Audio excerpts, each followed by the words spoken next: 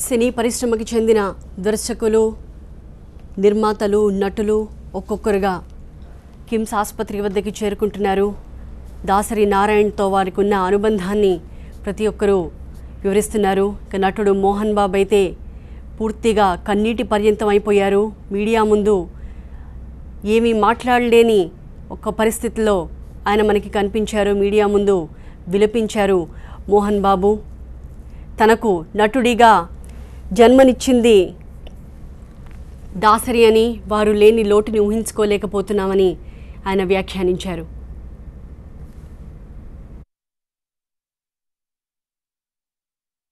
తెలుగు చిత్ర పరిశ్రమ అనేటువంటిది ఎంత దిక్కులేనిది, ఎంత అనాథ అయిపోతుంది అనేటువంటిది తలుచుకుంటే ప్రతి ఒక్కళ్ళ గుండె చెరువైపోతుంది. ఈరోజు 24 శాఖల కార్మికులకు ఏ ఒక్క కష్టం వచ్చినా తట్టే తలుపు, మొదటి తలుపు దాసరి నారాయణరావు గారిది.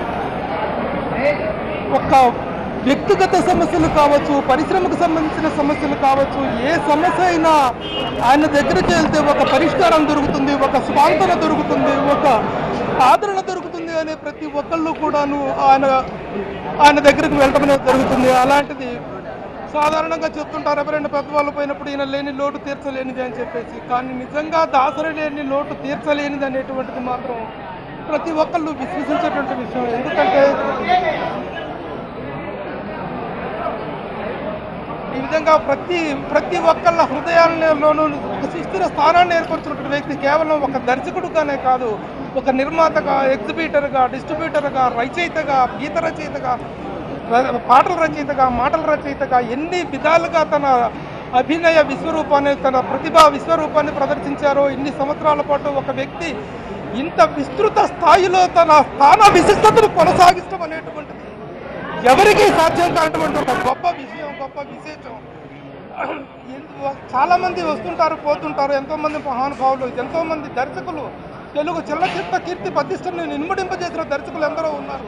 కానీ ఒక్క దాసరి నారాయణరావు గారి తర్వాత మాత్రమే, ఆయన నుంచి మాత్రమే దర్శకుడి యొక్క కీర్తి అనేటువంటిది, దర్శకుడి యొక్క ప్రతిష్ట అనేటువంటిది శిఖరాగ్రాల మీద కూర్చుంది. అలాంటి ఒక గొప్ప దర్శకుడిగానే కాకుండా ఒక గొప్ప వ్యక్తిగా, గొప్ప వ్యవస్థగా వెలిగిన వ్యక్తి 18 రోజుల పాటు దాదాపు 15వ తారీఖున ఆయన హాస్పిటల్లో జాయిన్ అయ్యారు. ఇన్ని రోజుల పాటు మృత్యువుతో పోరాడి మొదటిసారి జయించారు, కానీ రెండవసారి ఓడిపోయారు. ఆయన మృత్యువుతో పోరాడి ఓడిపోయారు. కానీ ఈ రోజున రోడ్డున పడింది, దిక్కు లేకుండా పోయింది. ఆయన కుటుంబం ఒకటే కదా, యాభై చలనచిత్ర పరిశ్రమ కూడా అనాథ అయింది. కాబట్టి ఇలాంటి పరిస్థితుల్లో ఏమేమి మాట్లాడలేము, ఏమి చెప్పలేము. ఆయన ఆత్మశాంతిని ఆకాంక్షిస్తూ వ్యక్తిగతంగా నా జీవితాన్ని నేను తీసుకున్నట్లయితే, నేను ఒక అసిస్టెంట్ డైరెక్టర్గా 1986లో ఆయన దగ్గర నా జీవితాన్ని స్టార్ట్ చేశాను. తర్వాత ఆయనే నాకు జర్నలిస్టుగా పనిచేసే అవకాశాన్ని ఇచ్చి తెలుగు చలనచిత్ర పరిశ్రమలో ఒక జర్నలిస్టుగా నాకు ఒక గుర్తింపు, ఒక గౌరవం, ఒక స్థాన విశిష్టత కల్పించారంటే అది కేవలం ఆయన పెట్టినటువంటి భిక్ష. నాకే కాదు, 24 శాఖల్లో ఆయన శిష్యులు కానీ, ఆయన ప్రమేయం లేని వ్యక్తులు కానీ ఎవ్వరూ ఉన్నారు. ఆల్ ద 24 క్రాఫ్ట్స్లో దాసరి నారాయణరావు మనుషులు, దాసరి నారాయణరావు శిష్యులు, దాసరి నారాయణరావు అభిమానులు ఉన్నారు. ఇంత విస్తృత స్థాయిలో ఒక వ్యక్తి అభిమానాలను సొంతం చేసుకోవడం, అభిమానాలని ఏర్పరచుకోవడం అనేటువంటిది ఎవరికీ సాధ్యమైనటువంటి విషయం కాదు. ఆయన ఆత్మశాంతిని ఆకాంక్షిస్తుంది తప్ప ఈ రోజున మనం చేయగలిగినటువంటి ఏం లేదు. ఆయన ఆత్మశాంతిని ఆకాంక్షిస్తున్నాను. Thank you.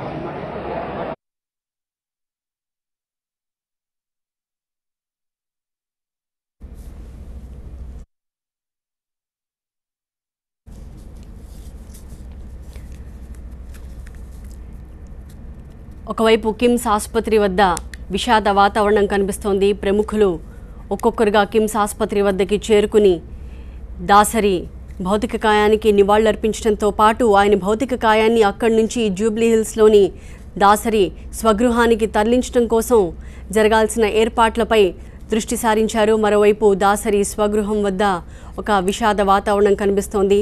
మరి కాసేపట్లోనే కిమ్స్ ఆసుపత్రి నుంచి దాసరి నారాయణరావు భౌతిక కాయాన్ని జూబ్లీ హిల్స్లోని ఆయన నివాసానికి తరలిస్తారు. ఈ క్రమంలో ప్రముఖులు అక్కడికి వచ్చి తమ అనుబంధాన్ని, దాసరితో తమకున్న సాన్నిహిత్యాన్ని మీడియాతో పంచుకుంటూ ఎలా కన్నీటి పర్యంతం అవుతున్నారో మనం చూస్తున్నాము. అలాగే కేంద్ర మంత్రి వెంకయ్య నాయుడు కూడా దాసరి మృతి తీరని లోటంటూ వ్యాఖ్యానించారు.